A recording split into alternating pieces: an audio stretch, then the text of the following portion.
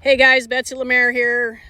So I've been thinking about something. How about when you put a horse in some bad ground and they don't handle it good? We are, as barrel racers, known as a whole to complain about the ground, to complain about how our horses handle it, the whole deal. Don't get me wrong, I'm right there. So what do you do on the daily basis to teach that sucker to stand up? You ever thought about that? So, on a daily basis, is your ground perfect? Is it worked, watered, and, just dandy every day? I mean, yeah, that's great. And you can teach a horse confidence that way. But what do you do when you're in a situation, you're at a rodeo and the ground's horrible? How do you keep that horse to stand up? So my thoughts are, you don't always have them in the perfect situation at your house. Your ground's not always perfect. My ground's, it's not perfect by any means. I just blew one through a little bit ago, and she handled it good. But I remember back in probably 98, I was at Turlock, California. My mom was standing at the fence, and she videoed me, and she videoed Christy Peterson on Bozo. If you guys know who she is, she won the world a bunch. That's Jordan Briggs' mother. She's a badass. She still is.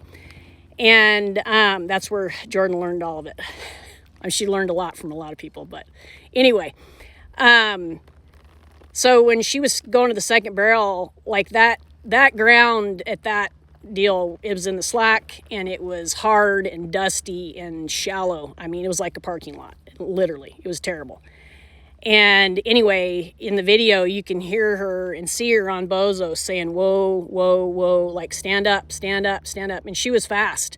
Not that he knew what stand up meant, but he knew what this meant. Like that means, pick up, round your back, stay strong, move your feet. So that means pick up, you're using your feet and moving that horse through the turn. Whoa, whoa, whoa, through the turn. And, really pretty stinking cool to hear that and see that. I can just remember that clear as day. And that's been 28 years ago. So anyway, I feel like if you work your ground on a daily basis and you water it and it's perfect and it's pristine, that's awesome. Like good for you and good for those horses. That's super. That's helping keeping them sound. But what are you doing to help them learn how to stand up? You go throw them to the wolves at the rodeo pen and they don't always stand up, and then they hurt themselves bad. And sometimes it takes their confidence away and they don't work after that for a little while. So anyway, another person you can think about is Dolly Latourette, one of the all-time greats, if you know who she is. Cowgirl, her horses were broke, and she'd have a tight calf roper tie down on one. She hung out with my dad a little bit, but she came from an English world, a dressage background. She was an army brat. Her family moved around everywhere. I got to ride with her a lot. They'd come stay at the house when I was a kid. Learned a lot from her. Anyway, she, like her ground, if you went to her house, it was probably harder than mine. And they work those suckers and they go fast in it. And you want to ask me how much she won? Holy crap. She won a lot for a lot of years. She's gone on to be with the Lord, but her daughter, Jolie Latourette Jordan, she made the finals a whole bunch of times. Same deal. They didn't always work those horses in perfect dirt. It was hard, it was scratchy, and they taught them how to stand up. So that's something to think about. And I really don't feel like people talk about that much. It's always, oh, the ground's horrible, the ground's horrible, the ground's horrible. Well, sometimes it is. Sometimes your horse isn't shod to run in dirt like that, and some people, they don't even understand about that, and they don't understand about tread on these horses, and they've got big wide webbed shoes on these suckers. They've got planes all the way around them, and they're going to the rodeos. And that's just, that's just not real bright. And it sometimes, there's horses that you can run in a St. Croix plain all the way around, and that's all they like, and it's a skinnier shoe, so it's a little bit better. But ask me about that. I was flat on my side at Calgary in the semifinals one year in a deal like that, where they take all the ground out, because the chuck wagon guys are in charge up there, It had rained, and they jerk all the ground out. They bring in dry dirt on top of a hard pan that's slick. You're going to pancake. So you got to have these horses shod right all the way around when you go in that situation.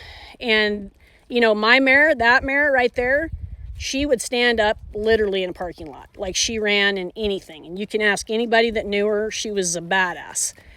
And she'd been running all kinds of dirt, and she would stand up. And so you get them in a situation like that, and you don't have the tread on them. If I had it to do over, you know, I had shod her with some rims on, and I tried to teach her, but I didn't give her enough time. I wasn't patient enough with her. She was real stabby with those rims on, so I got them off of her right away. But if I'd have given her some time and let her get used to it, I at least could have had some rims on there in the front. And still had the planes on her behind, more than likely, because she was real four-wheel drive, but she really drug it, and she was real level the way she worked. So anyway, I've been thinking a lot about that, because I don't think anybody thinks about it. And maybe they do. Maybe I'm just the only one I've heard talk about it. And I always joke around, you know, because my ground's not perfect, and I'm always like, yeah, you know, we're teaching them how to be rodeo horses. But we are. So, because for me, that's the ultimate goal. And I've had lots of futurity colts, lots of derby horses that were good futurity colts, good derby horses, and then went on to be good rodeo horses with me and then whoever I sold them to. So that's my program.